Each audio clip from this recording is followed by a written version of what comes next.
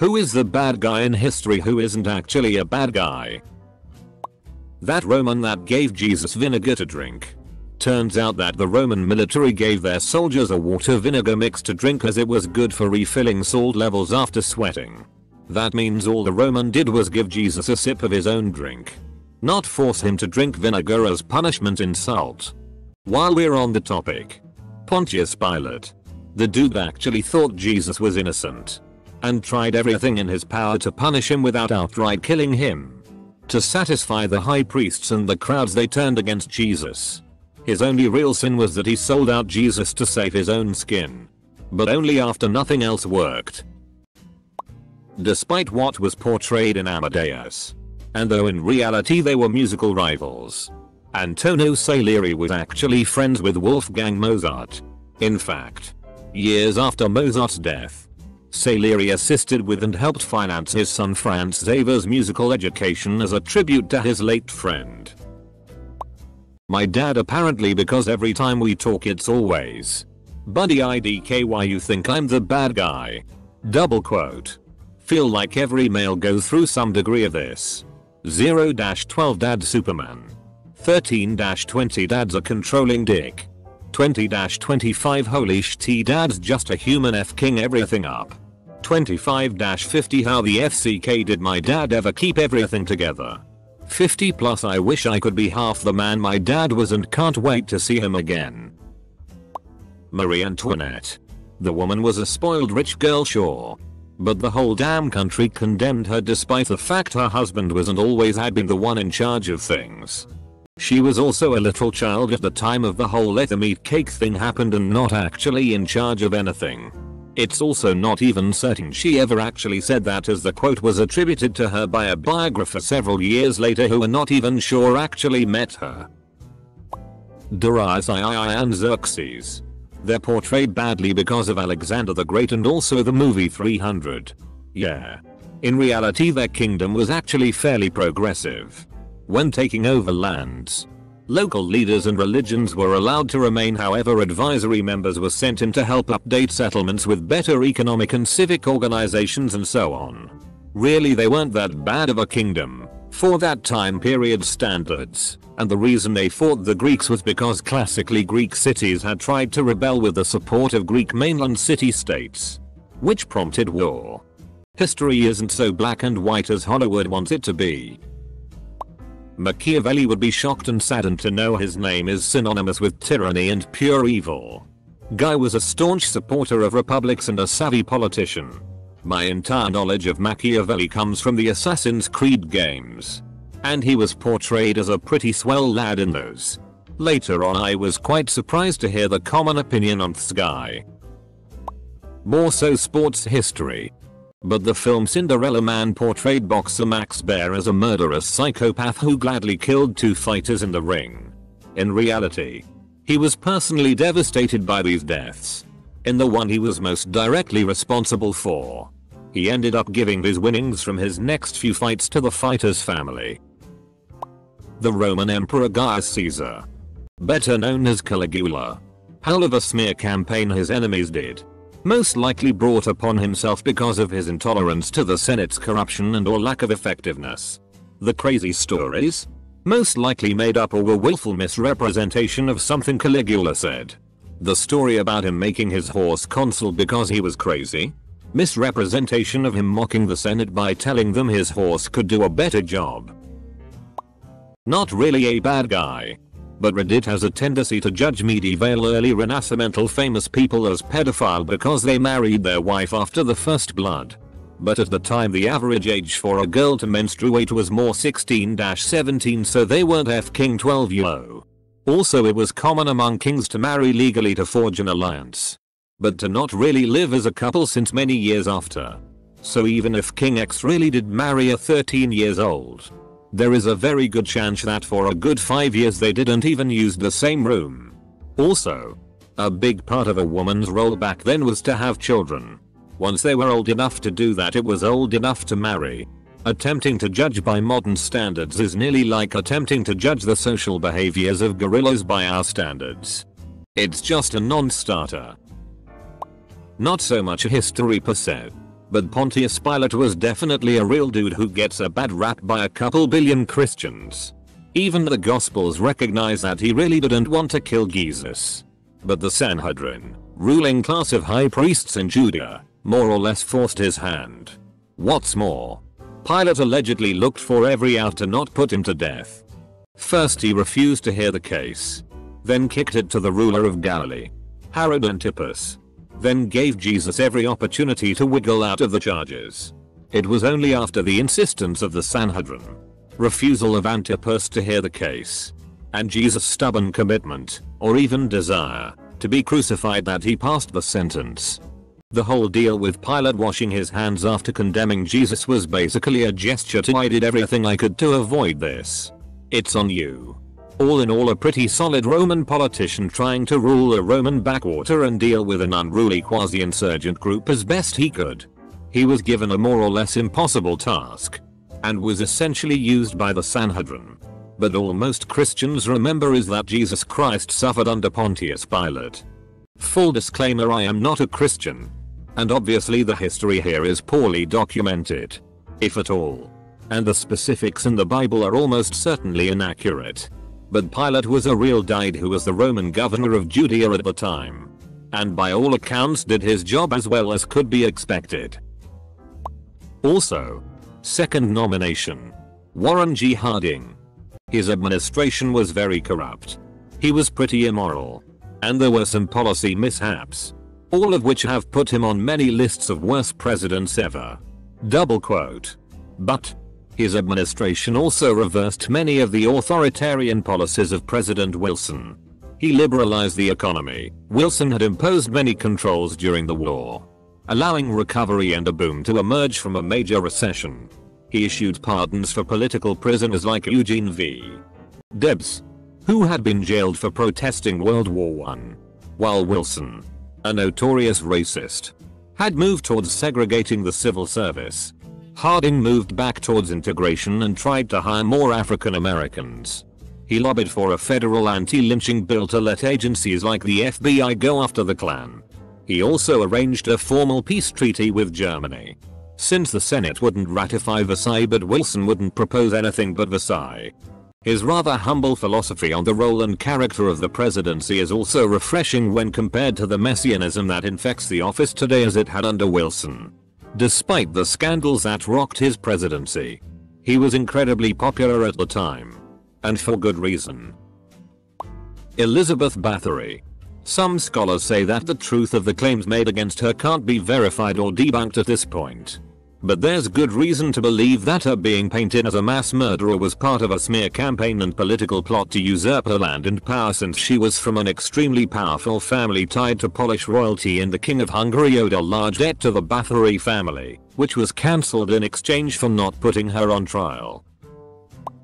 Louis V. Most other kings of France before him were assholes drunk on power. The dude didn't want to be king. His dream job was being a locksmith. But he was in charge when the people frustration and anger was starting to boil over. So he did a national survey just to know what could be done to make people's life better. But it sent a signal that people mistook for weakness instead of kindness, and decided it was a good time to start the French Revolution. Jack Kevorkian. He was a doctor who was way ahead of his time. By supporting people's right to choose to end their own suffering, he is often portrayed as a murder-crazy psycho, when in reality he only wanted to give people the right to die with dignity and grace. I'm hoping that as the shift for people's rights to die becomes more accepted, history will rewrite the chapter on him. If you haven't seen it, Al Pacino portrays him in a movie called You Don't Know Jack, and it's fantastic. Often forgotten. Jeffrey Fieger was his attorney, and was always one step ahead of Michigan's Attorney General, keeping Kevorkian out of legal trouble. What Jack was doing for terminally ill patients was both empathetic and groundbreaking. He finally lost in court, went to jail when he represented himself after Fieger ran for governor. Super interesting backstory there. But essentially the AG consistently stated that he didn't want Michigan to be the suicide capital of the world, and that's why he went after Kevorkian relentlessly. Does Hades count? Cause if so, it's Hades. He's actually a really good guy. He's a loving husband and, to be frank, a very peaceful god. The only time he tormented someone was when two guys tried to steal his wife. Persephone. Sorry if I spelled that wrong. Benedict Arnold. Now, he was a traitor. That's undeniable. But he fought for the colonists earnestly at the beginning of the revolution, but kept having other people taking credit for the battles he was involved in, and was finally accused of being sympathetic to the British because of the social circles he was involved in. This was after he had been wounded twice in battle, and I believe he also lost his civilian business. Basically, he got shitty on throughout the revolution by his own side and eventually got sick of it and switched sides. Still a traitor, or a double traitor? Since was technically a traitor to the British first, but it didn't happen for no reason. Medusa. Yes. If I could give you an award, I would. Let's break this down. First off, whether Medusa was cursed for laying with Poseidon in Athena's temple or raped by him there, she didn't want to become a monster turning people to stone. Second, she lived in a cave and literally didn't seek out people to kill. She minded her business, and it was heroes led by the gods who sought to kill her and take her head for glory. Disgusting. Third, if anyone else were cursed, what would be considered reasonable behavior as a stone-turning gorgon? It's not like she could live a normal life and just go out and about. Living in a cave and not going on a massive killing spree after being cursed like that is pretty impressive to me, and honestly the heroes praised in myths for killing her should be the bad guys. Killing someone who didn't do anything to you is plain wrong. So glad someone brought her up. I actually have a story about her on Wattpad, and I hate the concept of her being the bad guy for no reason. That aside, I don't lose it when artists paint her that way. Especially when they write a compelling reason. Like Rick Riordan. He follows the idea that she willingly slept with Poseidon, then later becomes bitter about her curse and lures people in to kill them. Johnny from Cobra Kai. There was a fan theory Johnny saw the righteousness of Daniel's last stand at All Valley Championship and decided to take the L. Look back at that scene. He walks straight into the crane kick. Takes it to the face without a single block. In fact, he half steps in, arms lowered. Then goes, "You're alright, LaRusso." Just before roll of credits. This isn't exactly historical, but the lady who sued McDonald's because she spilled hot coffee on herself. She actually suffered third-degree burns and really only wanted McDonald's to cover her medical expenses. When they refused, she ended up having no choice but to sue. And she won. McDonald's then launched a misinformation campaign to make it seem like the lawsuit was totally frivolous and basically humiliate her. To add a little more nuanced detail, she wasn't driving. She was parked in the lot. And McDonald's kept the coffee some 70-100 hot than coffee is normally served, hot enough to melt her clothes to her skin. Isn't necessarily a bad guy, but Ulysses S. Grant. His presidency is known for being pretty crummy. But the truth is that he had no experience in politics and was easily manipulated. Corruption was rampant under his presidency because people took advantage of how he saw the best in people. He was a great general that was essential in the Civil War, but was also smeared throughout his life. Lost causes labeled him as a butcher and a drunk, when the truth is that he really just did the best job he could, although he did have a problem with alcohol. It was greatly exaggerated. Close bracket. Vlad the Impaler. The man used over-the-top gore and extremely messed up ways to defend his much smaller country from those who tried to take it over. He ended the tradition of having to turn over the firstborn sons to the invading forces in return for peace. Sure, he used some insanely brutal tactics, but they sent a message that made both him and his army seem otherworldly. H.P. Lovecraft. Reddit likes to oversimplify his life by saying he was a massive racist, conveniently ignoring the fact that he was a mentally ill person that not only feared people of other races, he feared everything that was not exactly like him. Suffered from a crippling agoraphobia as well. His family had mental illness history, with, at one point, both his father and his mother being hospitalized for mental illness. The guy had a f***ed up mental health. And his genius comes for the fact that he managed to portray his paralyzing fear of everything that is different into his art. Lovecraftian horror and the dread feeling that it puts you through was his daily life. Being petrified of every culture and every person that was different. Being afraid to even leave his own house. And even though the odds were severely stacked against him, he still managed to balance his views. And by the end of his life was a lot more understanding of other cultures, even ended up marrying a Jew. Saying that H.P. Lovecraft was a massive racist, while true, is also an insulting oversimplification of someone's severe problems with mental health. But in the era of cancel culture, everything must either be black or white, and there is no space of analyzing what actually went on. When I was learning about the civil rights movement in high school, they depicted Malcolm X as an extremist and never got into his views. Now I'm turning 24 this year and I've learned he really wasn't the extremist they taught me he was. Honestly, a lot of the extremists were anyone who didn't completely practice Gandhi-esque pacifism. The Black Panthers, for example, were basically just open carry activist. Not the best sight to behold, but ridiculous to label them extremist considering how many groups we have do that in modern time. They basically advocated self-defense in a time where the system very much wanted black people dead. Then the FBI came in, filled the group with informants so they could frame crimes on the group until they lost enough support and morale to break apart. Genghis Khan. Yes, he destroyed and killed many, but his ruling and leadership skills were ahead of his time. Religious tolerance, universal law, left conquered cities alone. A mailing system banned torture and slavery, as well as in government and military ranks were based on skill instead of nepotism. As well as would let former enemies into his army. He originally didn't set out to create the biggest kingdom ever. It all started when his wife was kidnapped.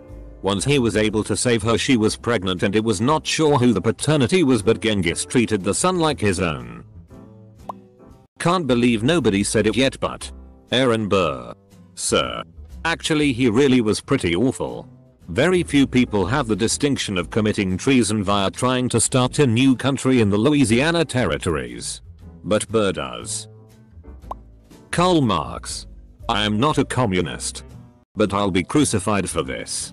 His thinking was way ahead of its time, and has been twisted out of shape by pretty much all politicians on either side of the political divide. The man was deeply concerned about the welfare of the common man as well as the fate of nations. Marx is so influential and foundational to social science it is impossible to get away from him. Attempts at exclusion of his work is a very ideological reaction. The political activism that came out of that is where it gets blurred. His work is almost entirely on examining capitalism, while his suggestions on what comes next and how were very underdeveloped. And unfortunately further weakened that his theory of capitalism was too deterministic. Detractors look only to his weakest theories to reject him, including conflating him with the worst of those who build on his work, such as strawmanning Marx via Stalin, which branched out in innumerable, important, and very illuminating ways. Don't know if he is considered a bad guy to many, but Ho Chi Minh. He was only trying to unify the Vietnamese and get rid of foreign powers, and used communism as a way to do so. Hitler's brother Alois, who fought in the US Army against Germany, and his brother. It wasn't Alois. It was Alois's son William Patrick Hitler, and he served in the US Navy, not the Army. This is more tended towards a religion. Paganism. So many people have a gross misconception of the religion and label them as witches or devil worshippers and all this stupid stuff. They know nothing about pagan beliefs or holidays. And if they did, they'd eat their own words. Do your own research on it. Don't freaking go off boundless hearsay. I'm not a pagan, but I recently overheard an argument between a Christian and a pagan. And the Christian called the pagan a devil worshipper, and couldn't understand or accept the fact that he didn't believe in her god. He's her coworker. And she was like, I can't talk to you anymore because you worship the devil. Absolutely stupid. Ned Stark. Obviously we don't know the full truth because we were not there, but it always seemed fishy to me that the regime portrayed him as a traitor when he was widely respected for his honor and kindness throughout his entire adult life.